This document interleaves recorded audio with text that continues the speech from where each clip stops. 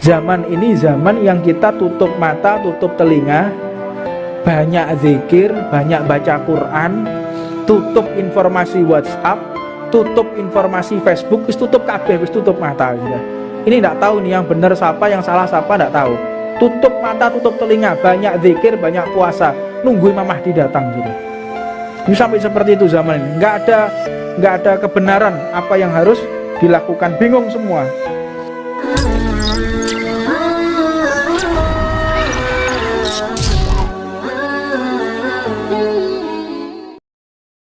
Habib Ahmad pernah mengatakan, nanti akan ada zaman yang mereka menjabat, semakin tinggi jabatannya, semakin enteng pekerjaannya.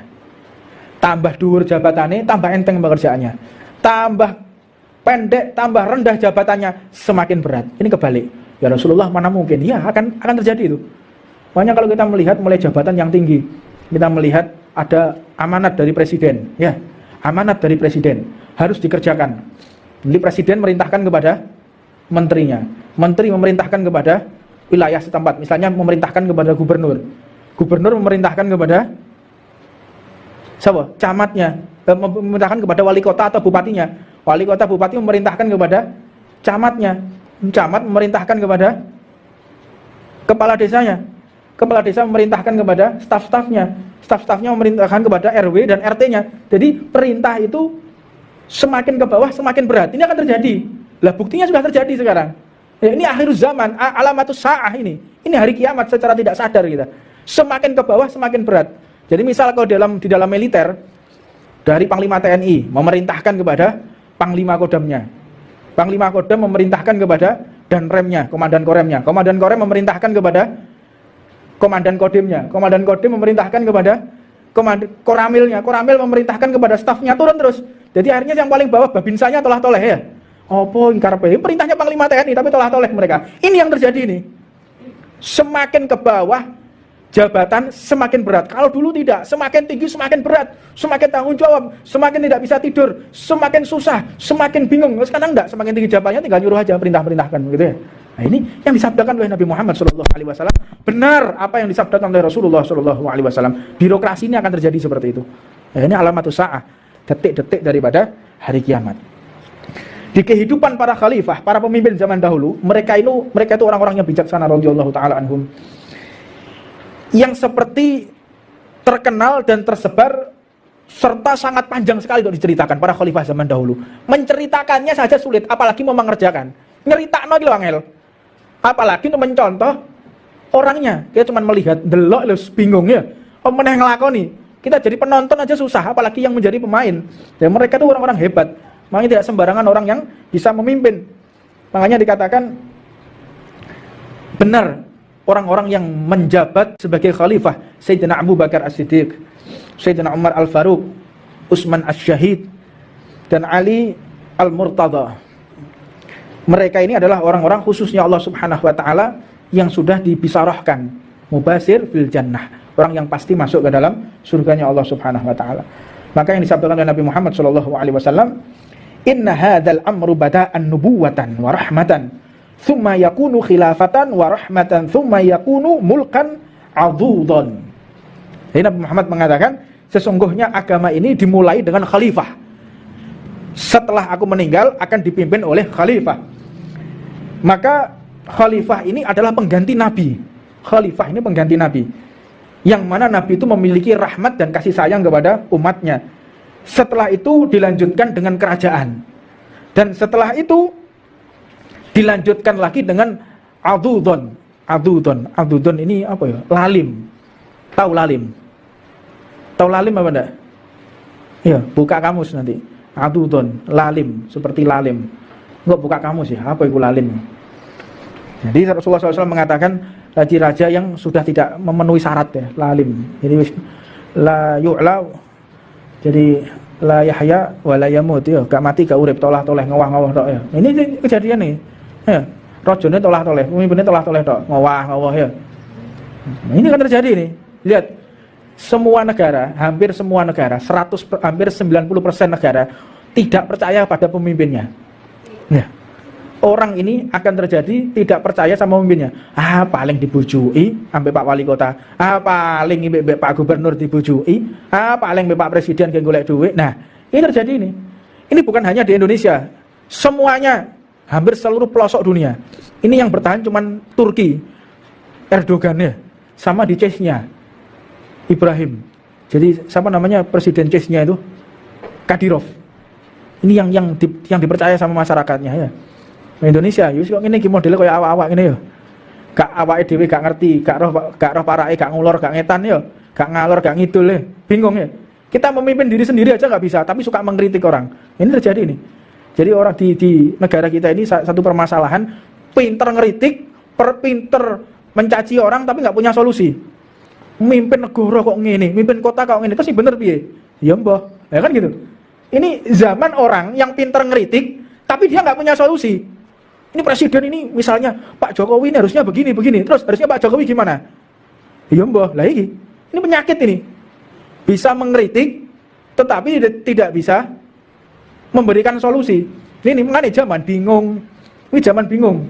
Orang yang sudah tidak percaya kepada pemimpinnya dan tidak percaya kepada dirinya sendiri. Terus yang benar siapa lagi? Ya wallahu a'lam. Kata Nabi Muhammad, akan datang suatu masa yang para ulama sendiri bingung mau ngapain. Kiai ini lo bingung. Terus piye yai? Mbah wis. Terus apa yang harus kita lakukan? Wis ngenteni ajal wae nang omah. Sampai kayak begitu. Jadi Al-Imamul Al-Hawi, beliau itu menuliskan dalam satu qasaidnya, zaman ini zaman yang kita tutup mata, tutup telinga, banyak zikir, banyak baca Quran, tutup informasi WhatsApp, tutup informasi Facebook, wis tutup kabeh, wis tutup mata sudah. Ini enggak tahu nih yang benar siapa, yang salah siapa enggak tahu. Tutup mata, tutup telinga, banyak zikir, banyak puasa, nunggu Imam Mahdi datang sudah.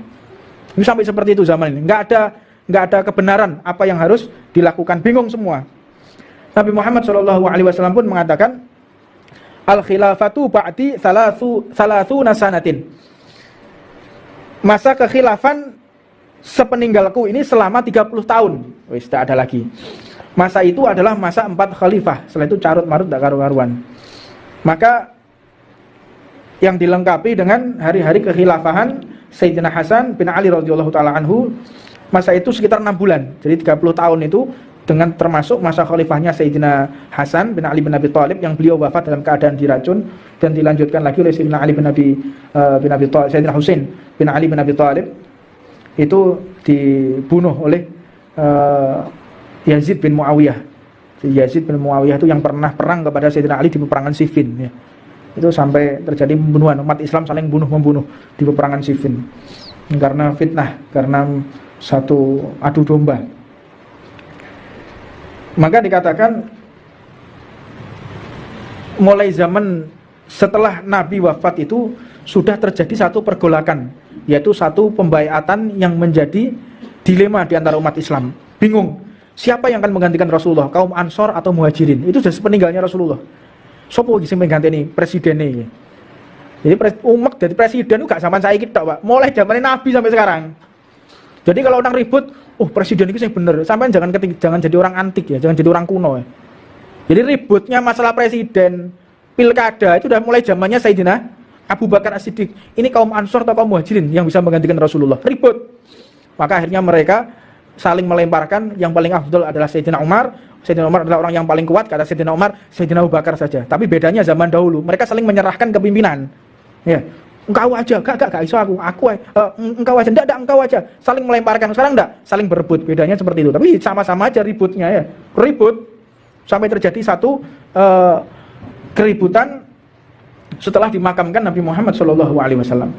Itu banyak cerita bagaimana Sayyidina Ali juga tidak hadir di dalam rapat penentuan karena Sayyidina Ali dalam keadaan lumpuh, tidak bisa menghadiri rapat karena kakinya lumpuh, syok melihat wafatnya Nabi Muhammad SAW. Ketika itu Nabi Muhammad ini benar-benar menjanjikan bahwa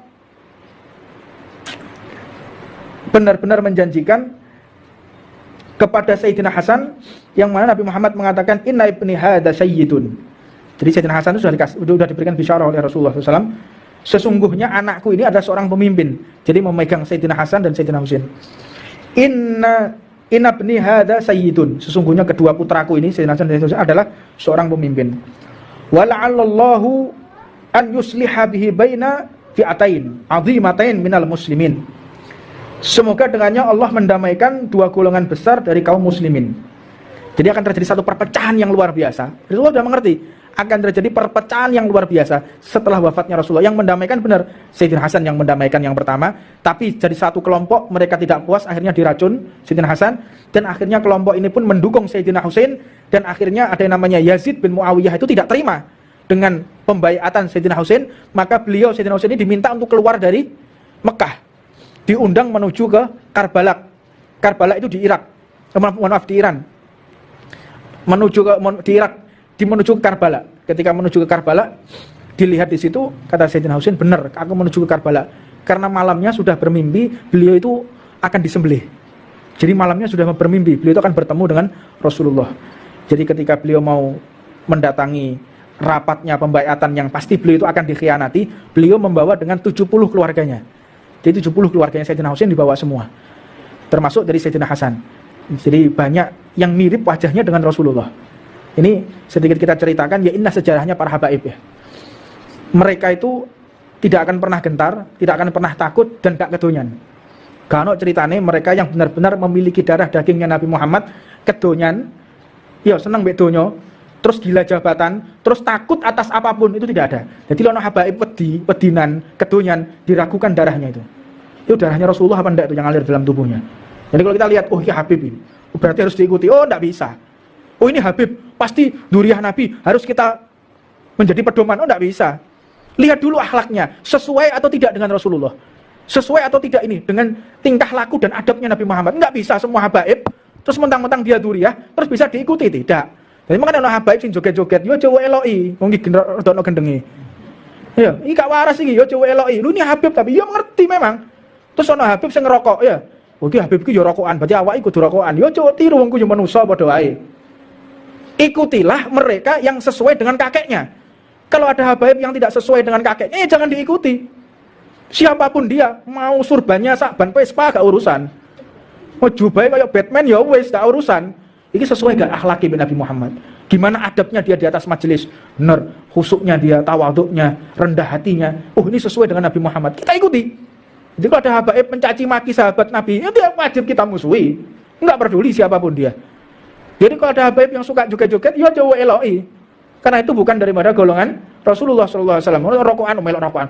Aku kira rokokan tiru be Habib iki. Mereka sih iso selamat sampean melok ndelungup sampean. Hati-hati jok melok-melok ya. Melok sing api-api, jangan ikuti yang buruk.